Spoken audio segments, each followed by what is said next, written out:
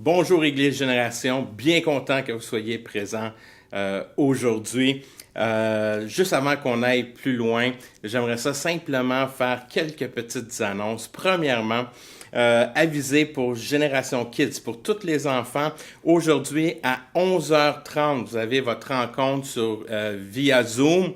Donc, ne manquez pas cette rencontre avec Myriam, Génération Kids. Super important que vous soyez présents. Donc, les parents, on vous demande de prendre ce temps, de connecter vos enfants. Ils sont tellement bénis à travers ce ministère. Donc, soyez présents tous les enfants Génération Kids, 11h30 avec Myriam. Aussi, à ne pas oublier demain notre pique-nique à 11h aux Îles des Moulins. À Terrebonne. On va avoir réellement un bon temps. Donc, il est important que vous apportiez votre dîner, vos accessoires, que ce soit la nappe, une couverture, une chaise. Vous devez comprendre que, étant donné que nous sommes dans ce virus, le COVID, alors que nous allons nous rassembler, nous devons garder nos distances aussi. Donc, tout le monde a vraiment son coin et on va pouvoir communiquer, dialoguer. On va avoir vraiment un bon temps. Je suis vraiment excité. Mais on doit comprendre que tout le monde apporte ses propres choses, son propre repas aussi. Donc, ce sera pas comme un style agapé qu'on se partage tout comme qu'on faisait dans le passé, mais vraiment, là, tout le monde amène son propre repas et on va avoir quand même un bon temps. Demain, 11h. Si vous n'avez pas confirmé votre présence encore, important de nous envoyer un courriel à équipe@églisegeneration.com simplement pour confirmer votre présence et je suis excité à cette journée. Donc, demain, on va avoir dimanche, donc on va avoir vraiment un bon temps pour ce rassemblement, notre pique-nique qu'on va avoir. La semaine prochaine, événement extrêmement important, je crois que j'ai à cœur de faire. Nous allons prendre une semaine de prière au complet. Du lundi au vendredi, de 7h à 8h, nous allons avoir un temps de prière via Zoom. Et à chaque soir, nous allons prendre 1 heure pour prier, pour simplement demander à Dieu qu'il vienne faire son œuvre dans nos vies et dans la vie de l'Église. Et donc, je vous encourage, hommes de la foi, femmes de la foi, d'être présents, de venir prier avec nous du lundi au vendredi de 7h à 8h. Et on va avoir un bon temps. Moi, je vais être présent. Donc, je vous encourage à vous connecter. Vous allez recevoir le lien via notre envoi quotidien de notre lettre quotidienne d'infolette. Donc, vous allez recevoir le lien ce lundi. Donc, ça, c'est des choses qui sont extrêmement importantes, qui s'en viennent pour la vie de l'Église. Aussi, on veut vous dire que tous les messages sont toujours disponibles sur la plateforme YouTube. Donc, si vous manquez un samedi, simplement aller sur notre plateforme YouTube. On vous encourage à vous abonner, aussi de le partager, le message. Vous pouvez le partager sur vos plateformes de médias sociaux, sur Facebook, Instagram, peu importe la plateforme, vous pouvez la partager. Et c'est comme cela qu'on fait partager la bonne nouvelle aujourd'hui. Donc, je vous encourage à partager. Si le message que vous allez entendre aujourd'hui vous amène de la valeur dans votre vie, je vous encourage de le partager pour que d'autres personnes aussi puissent expérimenter ce message et cette parole d'aujourd'hui. Donc, juste avant de rentrer dans le message de la semaine, j'aimerais ça simplement ouvrir avec un mot de prière. Père éternel, je viens devant toi aujourd'hui et je te demande que tu puisses simplement faire ton œuvre dans ma vie. Seigneur, que moi je puisse baisser et que toi, que tu sois élevé. Père, je suis conscient que c'est toi qui touche, qui transforme ce matin. Et Père, je veux te donner la gloire, l'honneur et la puissance. Que ton Esprit Saint vienne toucher les cœurs transformés, renouveler, encourager, relever celui qui est fatigué. Viens et fais la différence aujourd'hui. Père, je veux te donner encore une fois la gloire et l'honneur. Et je prie dans le merveilleux nom de Jésus. Amen. Amen. Ce matin, petite question pour vous. Est-ce que tu crois que tu as une grande destinée? Est-ce que tu crois que tu as une grande destinée? Est-ce que tu crois que tu as encore des choses à accomplir? Est-ce que tu crois que Dieu a encore de bonnes œuvres en réserve pour toi?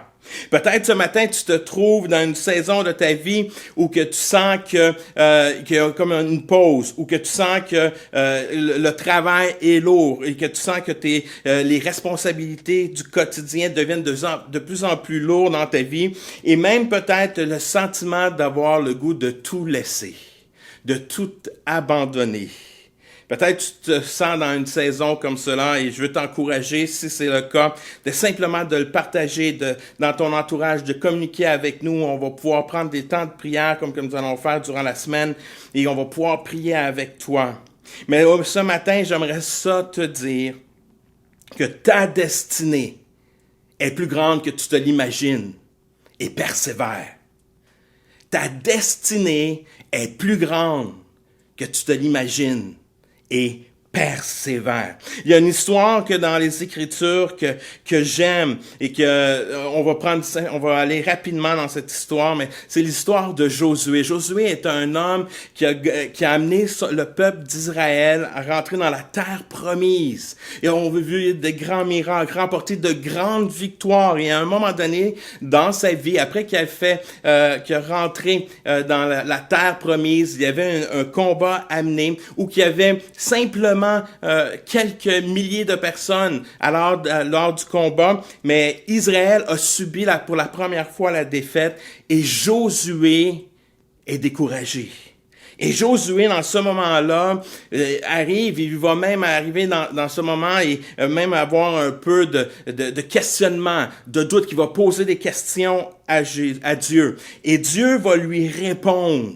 Va lui répondre dans le chapitre 7, verset 10, il lui dit, « Le Seigneur répondit à Josué, « Relève-toi. Pourquoi t'es-tu jeté ainsi face contre terre? Relève-toi. Pourquoi t'es-tu jeté ainsi face contre terre? » Voyez-vous, je crois que aujourd'hui, peu importe la saison où que tu es, peu importe ce que tu vis, je crois que ta destinée est plus grande que tu te l'imagines et que tu dois persévérer. Et Dieu te dit ce matin, relève-toi. Pourquoi que ta face est contre terre? Lève-toi. Ta mission, ta destinée n'est pas terminée. J'ai encore des choses à accomplir avec toi. Et Dieu veut t'encourager ce matin. Et moi, je veux t'encourager aussi. Et je crois que chacun d'entre nous, nous avons une destinée et que notre destinée n'est pas terminée. Que Dieu a encore de bonnes choses à faire à travers nous. Et souvent, la réalité, nous arrivons dans des saisons de nos vies où on pense que on laisse le doute, le découragement, un peu comme Josué, venir nous saisir. Et on se pose des questions et on a ce goût d'abandonner. Mais Dieu nous dit, lève-toi, relève-toi. Bien, j'aimerais ça te dire que ta destinée est grande. Pourquoi que je peux te dire cela? C'est pas simplement une phrase pour t'inspirer, t'encourager, te dire simplement comme de bons motivateurs, être un bon motivateur et de te dire, hey, let's go, t'es capable. C'est pas ça le but. Le but, c'est que tu puisses réellement réaliser ce que je te dis, c'est que c'est la parole de Dieu qui le déclare. C'est Jésus qui le déclare dans ta vie. Il y a un texte dans les Écritures qu'à chaque fois que je lis, vient me saisir, vient me parler, mais souvent j'ai de la difficulté à l'appliquer dans ma propre vie, parce que le texte est tellement gros. Et c'est Jésus qui le déclare, c'est Jésus qui parle à ses disciples. Et je crois qu'il le parle à nous aussi. C'est alors que Jésus est là, puis il est en train d'annoncer aux disciples qu'il allait quitter. Il est en train de les préparer. Il va déclarer des paroles qui est lourd, qui est dans le sens que, wow, est-ce que vraiment, Seigneur, tu as ça en réserve pour moi? Et Jésus déclare ceci. Et je veux t'encourager pour toi, peut-être, qui est nouveau dans la foi, de prendre le temps d'étudier les écrits de Jésus à travers les évangiles. Pour moi, à chaque fois que je lis les évangiles et je découvre les paroles, ce que Jésus a déclaré, comment cela a un impact dans ma vie. Et ce texte a un grand impact dans ma vie. Jean 14, 12 et 13. Et c'est Jésus qui le mentionne. Oui, je vous le déclare. C'est la vérité. Celui qui croit en moi fera aussi les œuvres que j'ai faites. Wow! Il en fera même de plus grandes. Wow! Parce que je vais auprès du Père, et tout ce que vous demanderez en mon nom, je le ferai, afin que le Fils manifeste la gloire du Père. Voyez-vous, ce n'est pas moi ce matin qui est là pour qui essaye de vous motiver, de vous encourager. C'est Jésus qui le déclare dans votre vie, et c'est la vérité. Et c'est pour ça qu'il mentionne à ses disciples, ce que je dis, je sais que ça va être dur pour vous de comprendre, mais c'est la vérité. Celui qui croit, celui qui a la foi en moi, fera aussi les œuvres que je fais, et en fera même de plus grandes. Parce que je vais auprès du Père, et tout ce que vous demanderez en mon nom, je le ferai, afin que le Fils manifeste la gloire du Père. Chacun d'entre nous qui a mis notre foi en Jésus-Christ, nous sommes appelés à accomplir de bonnes œuvres, de grandes œuvres, et de même de plus grandes œuvres de ce que Jésus a fait. Jésus a fait des œuvres extraordinaires. Ici, quand Jésus nous parle de cela, c'est pas nécessairement d'en faire de meilleur, c'est d'en faire, beaucoup de théologiens, de personnes vont dire, c'est surtout dans la quantité. Jésus a fait, au-delà dans l'évangile de Jean, au-delà d'une trentaine de miracles qu'on voit. Imaginez-vous, donc Jésus nous dit, hey, toi aussi, t'es appelé à accomplir de bonnes œuvres. Le surnaturel est appelé avec toi. L'esprit qui est en moi est en toi. Je suis avec toi. Tu es appelé à accomplir de grandes œuvres. Tu es appelé à accomplir d'avoir un grand impact sur ton entourage. Il faut le saisir ce matin. Laisse-moi te dire que ta destinée est beaucoup plus grande que ce que tu imagines. Dieu a un plan pour ta vie qui est incroyable, mais c'est à nous de rentrer dans ce plan. C'est à nous de prendre nos responsabilités et d'aller dans la présence de Dieu et chercher la volonté de Dieu et d'accomplir ces bonnes œuvres qu'il a déjà préparées en avance pour nous. Saisissons cette parole. C'est Jésus qui la déclare. Si c'est Jésus et Jésus dit que c'est la vérité, donc c'est la vérité. C'est Jésus qui le dit. Aujourd'hui, je veux t'encourager à te lever debout, d'expérimenter la grâce de Dieu et de persévérer et d'accomplir ta destinée. On est appelé à rentrer dans cette destinée. Voyez-vous, il y a une autre histoire dans l'Ancien Testament que j'aime beaucoup, qu'on retrouve dans le livre de Néhémie. C'est l'histoire de Néhémie. Et juste pour vous mettre un peu en contexte, Néhémie se retrouve dans une époque où il vit, que Israël n'est plus, ont été déportés et beaucoup de Juifs sont rendus en Perse et dont Néhémie qui est rendu en Perse et qu'il est l'échanson du roi, celui qui goûte pour le roi. Donc, il y a une relation intime avec le roi de Perse. Il y a une grande influence aussi auprès du roi. Et au début de l'histoire, on voit que Néhémie se retrouve dans une situation où il reçoit des nouvelles de Israël, de Jérusalem, que Jérusalem a été détruit, que les murailles ont tombé. Et Néhémie va aller dans un temps de prière, un temps de jeûne. Il va prier et Dieu va lui parler. Il va avoir faveur auprès du roi de Perse pour retourner et construire les murailles. Voyez-vous, le roi de Perse arrive, Dieu donne faveur à Néhémie à cause qu'il va dans la prière et il va chercher la face de Dieu, la faveur de Dieu. Et Néhémie il va aller retourner et construire les murailles. Il rentre dans sa destinée. Il est en train d'accomplir sa mission pour le royaume. Et voyez-vous, l'ennemi n'est pas heureux.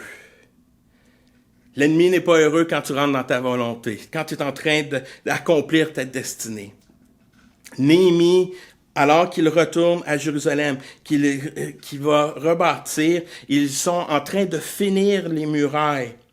Mais il y a des personnes qui ne sont pas heureux. Est-ce que ça vous est déjà arrivé de faire des œuvres pour Dieu et des fois, vous êtes de bon cœur, mais il y a des personnes qui sont pas heureux? C'est un peu ça que Néhémie vit. Il y a des Juifs qui sont pas heureux parce que les Juifs avaient développé une nouvelle stratégie pour faire de l'argent. Et alors que Néhémie rebâtit les murailles, que le peuple est en train de reprendre courage, mais il y a des hommes d'affaires qui sont en train de perdre de l'argent, ils ne sont pas heureux. Donc, ils veulent décourager Néhémie. Ils veulent mettre un frein à Néhémie.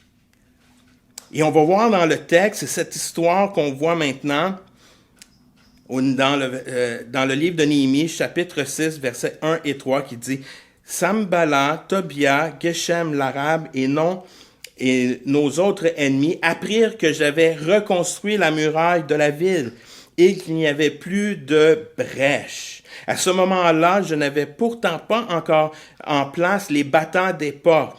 Sanballat et Geshem envoyèrent un messager m'inviter à une entrevue avec eux à Képhirim, dans la vallée de Ono. Ils avaient l'intention de me faire du mal, mais je leur fis répondre ceci. J'ai beaucoup de travail à accomplir. Il m'est impossible de me rendre auprès de vous. Si je partais d'ici pour vous rencontrer, le travail serait. Voyez-vous, j'aime la réponse de Néhémie. Néhémie avait bien discerné le plan de l'ennemi qui voulait réellement le détourner. Alors qu'il était sur près de finir, alors les brèches étaient fermées, que le peuple avait remonté les murailles, il restait les portes, il restait les battements de portes à installer, mais c'était pas complètement. Là, l'ennemi essayait pour tout faire pour qu'il abandonne. Ce matin, je t'encourage à persévérer. Persévère comme Néhémie a persévéré jusqu'à la fin. N'abandonne pas le travail que Dieu a mis dans ton cœur. Voyez-vous, je crois qu'on est appelé à persévérer. Et persévérer demande d'avoir la bonne perspective. La perspective de Dieu. Voyez-vous, c'est ça que Néhémie avait la perspective de Dieu. Il n'a pas laissé ses ennemis déterminer la perspective qu'il devait avoir. L'ennemi essayait, viens, on va avoir une rencontre avec toi. En arrière de cette rencontre, il voulait le manipuler. Et on le voit un peu plus loin, même dans le texte. Alors que ces hommes vont l'amener, il va faire une demande 4 fois, 5 fois, qu'ils font des invitations pour déranger Néhémie. Mais à chaque fois, Néhémie répond puis il dit non, je reste, je continue au travail. J'ai une tâche que Dieu m'a donnée et je vais l'accomplir jusqu'à la fin. Persévérer demande d'avoir la bonne perspective, non la perspective des autres, mais la perspective de Dieu. Ne laisse pas l'ennemi te dérober de la perspective de Dieu. L'ennemi veut te faire croire que ta destinée est insignifiante, que ton travail n'a pas de valeur, que tu n'as pas d'influence. Que ton statut social n'est pas assez bon pour avoir de l'influence. Il veut te faire croire que tu dois être une meilleure personne pour que Dieu t'utilise. Quand tu laisses l'ennemi dicter la perspective, eh bien, le découragement arrive. Prends la perspective de Dieu. Jésus déclare la vérité. Il y a de grandes œuvres pour nous. Voyez-vous, des fois, je laisse ma perspective. Et ma perspective personnelle, des fois, peut être néfaste. Parce qu'il y a des fois, je laisse l'extérieur avoir un impact sur moi et je deviens, puis que je commence à dire, mon travail n'est pas aussi important. Je commence à être médiocre dans mon travail, dans l'accomplissement que je dois accomplir. Voyez-vous, ça, c'est d'avoir la mauvaise perspective. Avoir la bonne perspective, c'est d'avoir la perspective que Néhémie avait. Néhémie était là, il dit non, je reste focus. Je reste focus sur le mandat. Je reste focus sur ce que Dieu m'a demandé. Et je fais du bon travail. Hey, voyez-vous tout le bon travail qu'il avait fait? Même si des fois le travail nous semble si petit, mais a tellement une grande influence. Pouvez-vous imaginer le peuple, alors qu'ils mettent une pierre par-dessus? Des fois, tu as le sentiment, oh, mais j'ai mis juste une petite pierre. Mais l'autre a mis une autre pierre. Et alors que tout le monde met une pierre par-dessus un autre, on a une muraille qui s'établit. Et l'ennemi ne peut plus rentrer.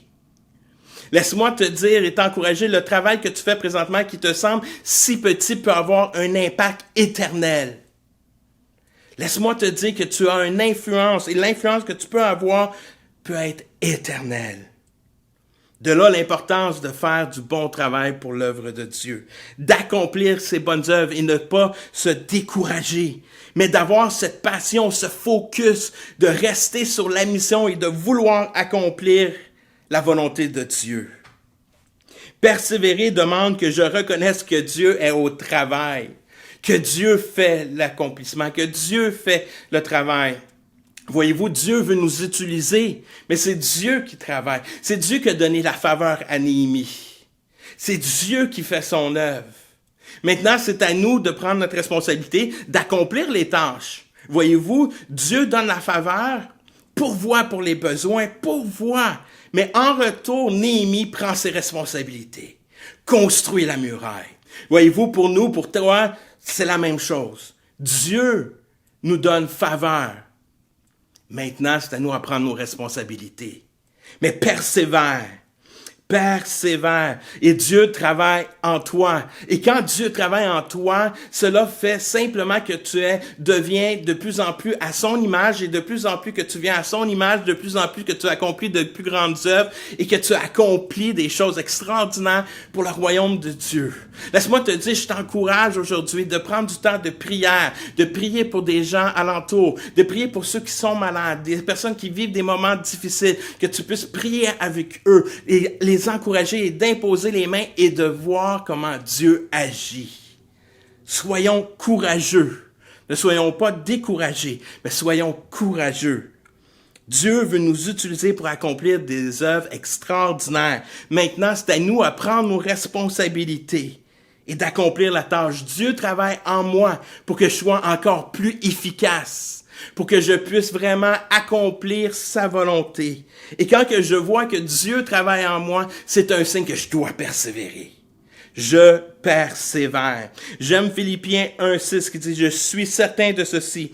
Dieu qui a commencé cette œuvre bonne parmi vous, je la continuera jusqu'à son achèvement au jour de la venue de Jésus-Christ. » Et c'est Paul qui parle, qui dit « Je suis certain de ceci. Dieu qui a commencé cette œuvre bonne parmi vous. » Il parle à l'Église. Il parle que ce qui est en train de prendre place, cette œuvre est bonne. Dieu va l'accomplir. Dieu va continuer. Dieu va continuer à faire son travail. Le travail que Dieu accomplit en nous amène à avoir une plus grande impact et une plus grande influence. Persévère alors que tu es au milieu de ta destinée. Voyez-vous, l'endroit le plus difficile, c'est quand on se retrouve au milieu de notre destinée. Et laissez-moi vous dire, c'est des moments que des fois que c'est pénible. Et je l'ai vécu quand on est dans un milieu d'un projet, quand on est dans un milieu de reconstruire quelque chose. C'est la période toujours la plus pénible. Si vous avez déjà fait des rénovations, quand on arrive au milieu des rénovations, c'est comme il me semble qu'avant, il n'y avait pas de temps de poussière. Là, il y a de la poussière, puis on voit pas la fin. Mais il faut persévérer. Quand on est au milieu du tunnel, alors qu'on prend l'autoroute, puis on rentre dans le tunnel, La Fontaine, et on arrive dans le tunnel, on y arrive au milieu, c'est la partie la plus dure, parce que en arrière, c'est noir, en avant, c'est noir aussi. Mais je veux t'encourager, persévère, parce que ça vaut la peine. Ce n'est pas à cause que tu te retrouves dans le milieu que tu devrais abandonner. Au contraire, persévère, pousse, va de l'avant. Comprendre que tu dois comprendre que chacun d'entre nous passe par le milieu. Mais n'abandonne pas, persévère. Persévère, tu vas voir comment Dieu va agir. Alors que tu es au milieu dans ton accomplissement du projet que Dieu t'a donné, que le travail que tu fais au travail, que ce soit dans ta famille, persévère. Voici ce qui est important pour nous aujourd'hui. Alors que nous apprenons à persévérer, je crois qu'il y a des choses que tu dois abandonner pour que tu n'abandonnes jamais. Il y a des choses que nous devons abandonner pour ne jamais abandonner.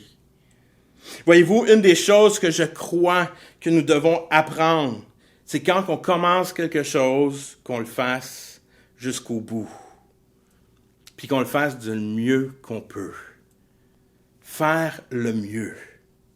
C'était la vision de 2019, faire mieux ensemble. Je crois que cette vision est là pour toujours. Nous sommes appelés à toujours faire mieux. Nous ne voulons pas tomber dans la médiocrité. Nous abandonnons la médiocrité pour faire toujours mieux. Nous voulons faire mieux. Quand j'abandonne la médiocrité, ça m'encourage de toujours vouloir continuer d'aller de l'avant. J'abandonne l'idée de toujours vouloir changer tout. Et je veux juste simplement faire la volonté de Dieu.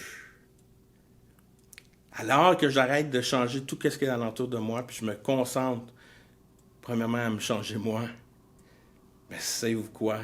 Je vais persévérer. Je persévère encore plus. Abandonne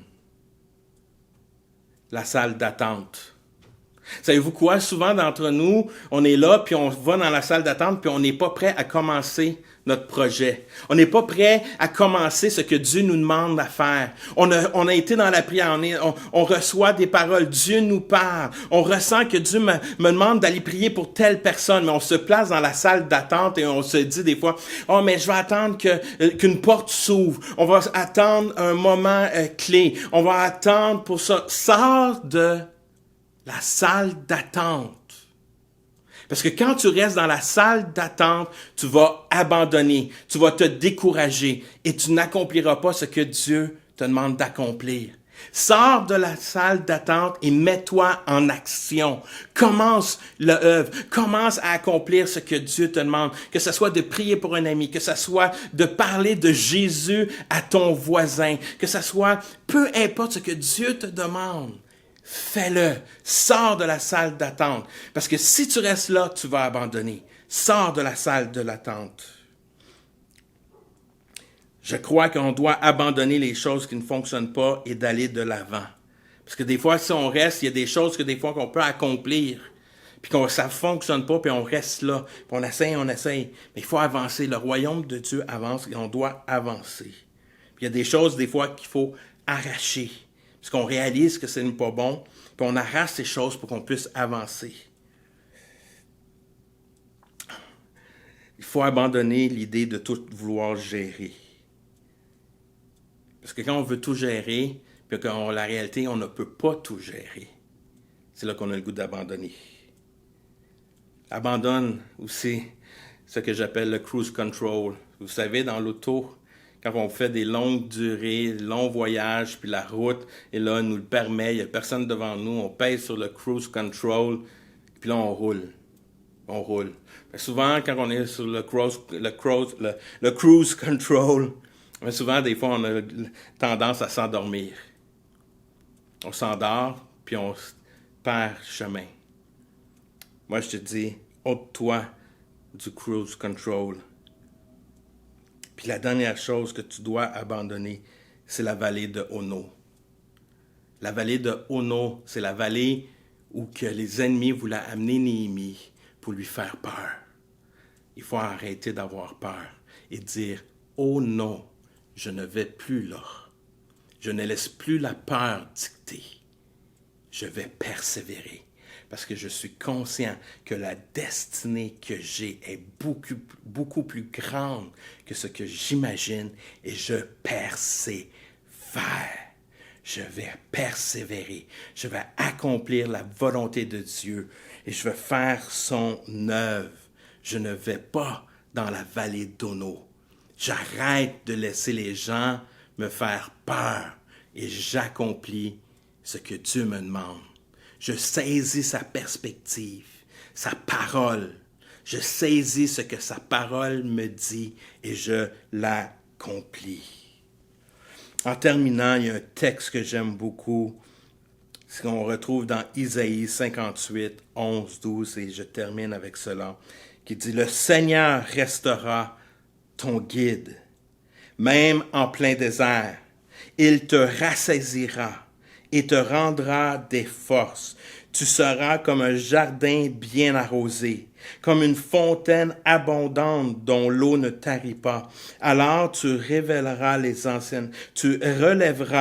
anciennes ruines et tu rebâtiras sur les fondations abandonnées depuis longtemps. On te nommera ainsi le peuple qui répare les brèches des murailles et redonne vie aux ruelles de la vie. » Ce matin, je veux t'encourager à ne pas abandonner et que tu puisses entrer dans ta destinée.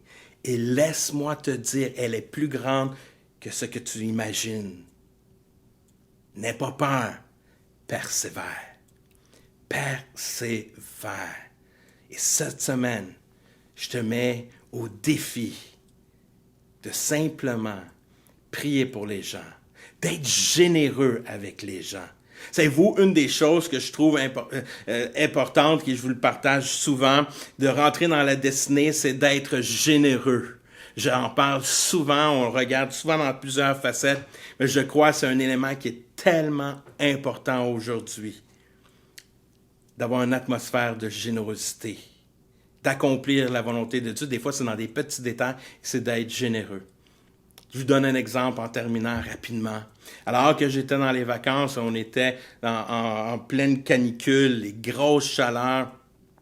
C'était drôle, dans l'heure de l'après-midi, on avait été à Mont-Laurier et ma fille était avec nous et elle demandait, si vous connaissez Sabrina, quand elle a quelque chose dans la tête qu'elle veut, elle demande. Et surtout avec son père, elle sait souvent qu'à la fin de demander, elle va recevoir.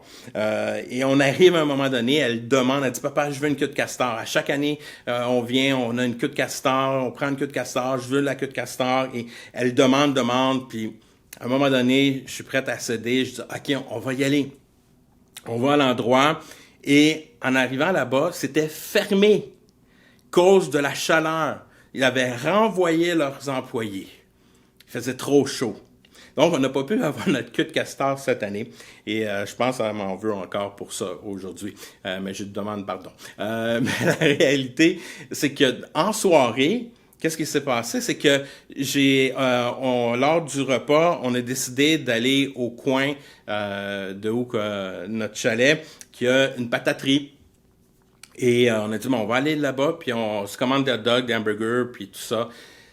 Et j'y étais, et alors que j'ai vu cette dame, 2 personnes plus âgées que moi, donc vous pouvez vous dire qu'elle est pas mal, elle était âgée, avec des serviettes dans le cou, serviettes sur le front, puis qui sont à la friteuse, en train de travailler et tout ça.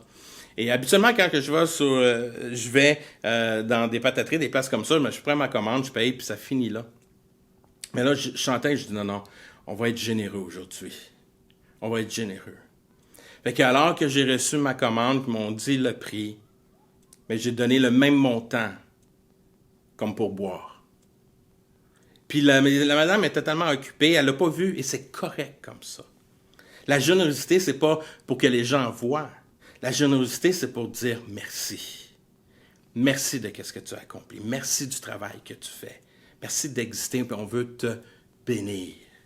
Voyez-vous, je crois qu'on peut saisir tellement d'opportunités de démontrer l'amour de Dieu dans cette saison. Si vous vous retrouvez dans un restaurant et vous voyez une serveuse qu'ils font beaucoup moins d'argent parce qu'il y a moins de clients à l'intérieur du restaurant, vous pouvez dire, « Wow, je vais bénir. J'ai un emploi, je suis capable, je vais bénir, je vais être généreux. » Comme ça, je suis en train de démontrer l'amour de Dieu. Et même si elle ne fait pas un bon service, peut-être elle vit des moments difficiles, donnez encore plus. En faisant cela, on démontre l'amour de Jésus qui est en nous. Qu'on donne, qu'on est généreux, pas à cause de ce qu'on reçoit, mais parce que nous avons reçu de Jésus. Nous avons reçu ce que nous ne méritions pas. Il nous a pardonné nos péchés, alors que je ne méritais pas. Il m'a donné cela. Cela m'appelle à être généreux moi aussi, de rentrer dans ma destinée et d'accomplir des actes, des bonnes œuvres, de grandes œuvres, d'être généreux, de prier pour les gens. Et je veux t'encourager à le faire cette semaine. Donc, je t'encourage cette semaine à relever ce défi et surtout, joins-toi à nous dans la prière. Joins-toi dans la prière cette semaine, qu'on puisse prier ensemble et qu'on prie pour qu'une atmosphère change à l'intérieur de nos vies et qu'on puisse vraiment faire une différence dans notre société aujourd'hui. Donc, je te remercie. Je t'encourage, si ce message t'a parlé, que tu puisses nous faire signe, que tu puisses demander un temps de prière, que tu puisses nous parler, écrire un témoignage. Si ce message t'amène de la valeur dans ta vie, de simplement le partager à d'autres personnes aussi. En terminant, on veut simplement rappeler rapidement les nouvelles, simplement vous dire à 11h30, Génération Kids, demain, on se voit aussi pour notre pique-nique. Et encore une fois, on vous encourage de continuer à contribuer financièrement. On vous dit merci pour cela. Vous pouvez simplement nous faire des dons à dons@églisegeneration.com si vous voulez faire un virement Interact ou simplement par notre site web, faire un don par PayPal et cela va nous aider grandement. Et aussi, si vous faites un don pour la première fois et vous faites un virement, on vous encourage à nous envoyer un courriel pour nous dire aussi, vous donner vos coordonnées pour que vous puissiez recevoir un reçu d'impôt à la fin de l'année. Donc, je vous encourage encore une fois simplement de prier cette semaine et qu'on puisse réellement avoir un bon temps demain. J'ai hâte de vous voir en grand nombre. Je suis excité à cela. Et encore une fois, merci, que Dieu vous bénisse, que vous puissiez avoir une bonne semaine. Et laisse-moi te dire une dernière fois, ta destinée est plus grande que ce que tu l'imagines et persévère. All right. Bye-bye tout le monde. God bless.